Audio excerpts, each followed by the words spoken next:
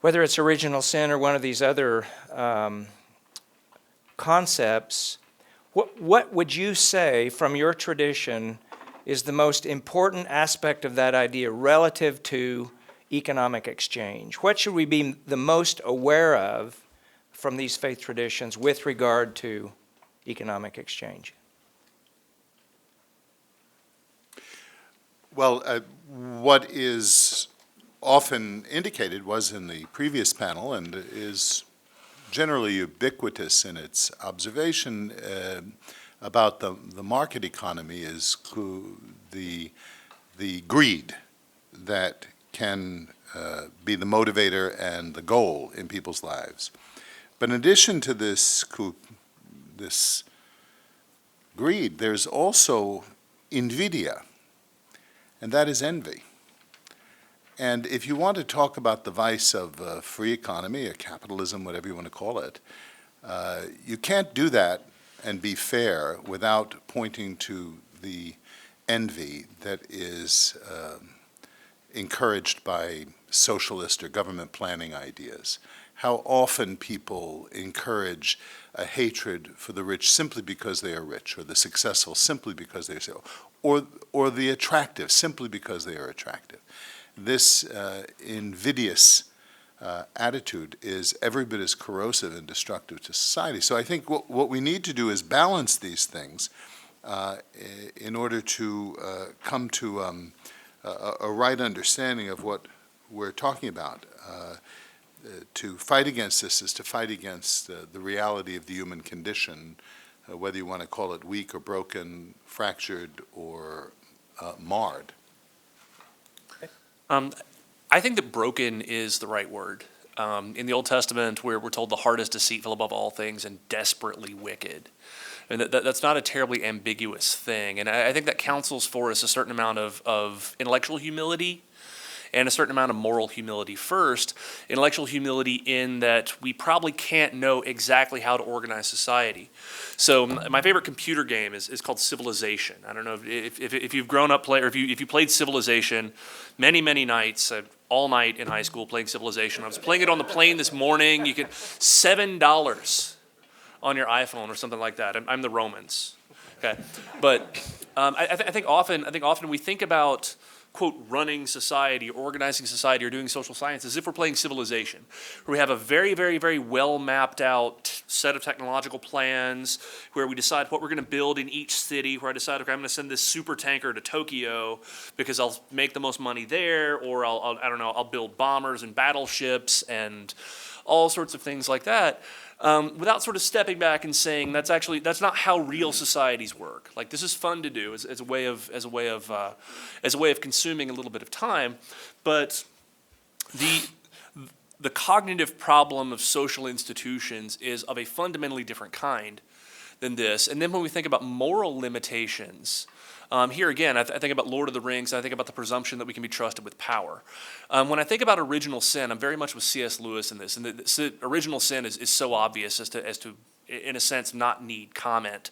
And if we can rebel with that sort of ferocity against Almighty God, then I tremble when I think about what we can do to one another. And indeed, looking at the 20th century, what we did to one another was horrific. I'm hesitant to dismiss claims about, say, socialism, communism, et cetera, as being kind of silly or hyperbolic, given that the intellectual elites, even of the economics profession, through the 50s, the 60s, the 70s, even into the late 1980s, were enthralled with socialism. Joan Chamberlain, who would have won the Nobel Prize, was very much a Maoist, even after seeing what was happening in Mao's China. And again, I think a lot that provides us with a cautionary tale as to what a broken human heart can do. We heard earlier in the first panel of, maybe somebody could pronounce it better than I can, Imad-ad-Dean. One syllable? Imad-ad-Dean. Imad-ad-Dein. So in Hebrew, it's B'Tselem Elohim. It says in Genesis that human beings are created in the image of God.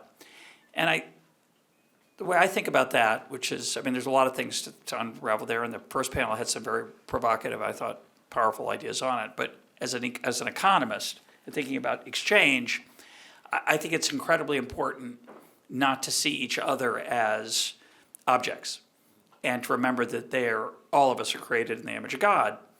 And you don't have to be a religious person to find this an attractive idea. I think it helps to be religious, but certainly a non-religious person, a person who doesn't believe in God, can accept the same idea.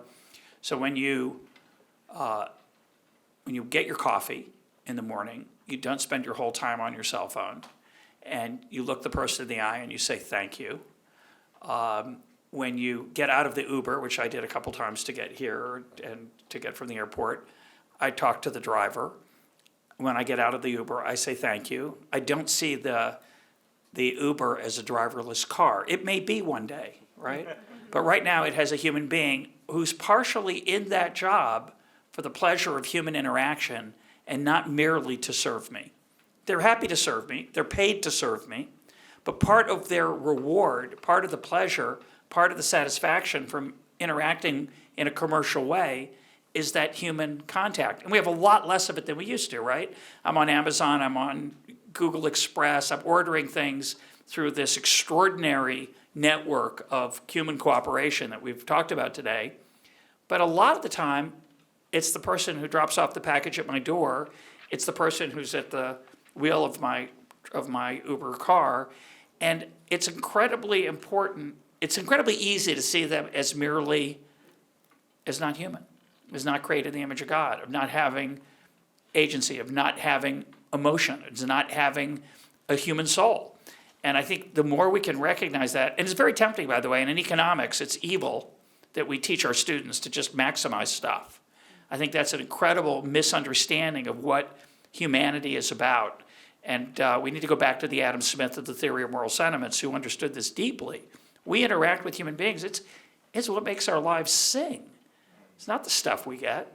Stuff's good. I love my phone, love my watch, I love my gadgets, I love my camera. They're all nice. But when I interact with another human being, to recognize that they're another human being, and I had one more thing to say. Leave money on the table. Don't teach your children. Don't be the person who gets every last cent out of the transaction. It's great to leave money behind. It's great to tip a person you're never going to see again. Economics actually says that's irrational. How disgusting and pitiful is that about the description of the human condition? Tipping someone you don't expect to see again is irrational. That's crazy. Of course it's rational, because you care about more than just how much money you take home and is left in your wallet at the end of the day. So I just think it's, for me, the give and take. Wordsworth said, getting and spending, we lay waste our powers. That's if we're not careful. But there's no reason you can't be careful and recognize that the person across from you is a human being and not just somebody to serve you. Look in their eyes. They have a divinity there and a humanness there that you should recognize. I think the only thing I would add, if it's indeed adding anything, is to say that bear in mind that what I think everyone on this panel would agree, certainly it's the Islamic teaching, is that which would be legally impermissible is not the whole of the law. There are some things that are not the job of the state.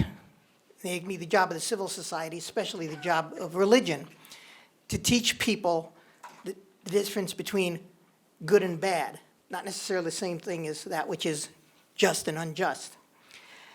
So what is economically permissible, or what those things where the state is permitted to intervene in Islamic law, are the prohibition of coercion, the prohibition of fraud, the prohibition of exploitation. That last one can be vague, so let me clarify. Exploitation means an extreme imbalance between the power of the people participating. For example, if between a loan shark, let's say, and a poor person who's trying to borrow money for his next meal, as opposed to, free market pricing where there is a market and that you have competition and open. Now, that's not sufficient. That's not sufficient, because then if you fall into the idolatry of worshiping money, you would say, well, you know, I make a lot of money selling bread, but I can make a lot more by selling crack. And you sit down and you do the numbers and say, okay, I'm going to change my business model. It is the job of your religion to say, no, you are not going to profit by that change, because you have to take into the long range, which means the afterlife. And even though you may die a wealthy man, your happiness is not insured. This is important because there are three different sectors to society. There's the commercial sector, there's the state, and there's the civil society. And I think that we have to take into account all of them, and that the state's function has to be severely limited. Otherwise, we get into the dangers that have already been pointed out by socialism and communism and fascism and by the excessive government actions even in our own society.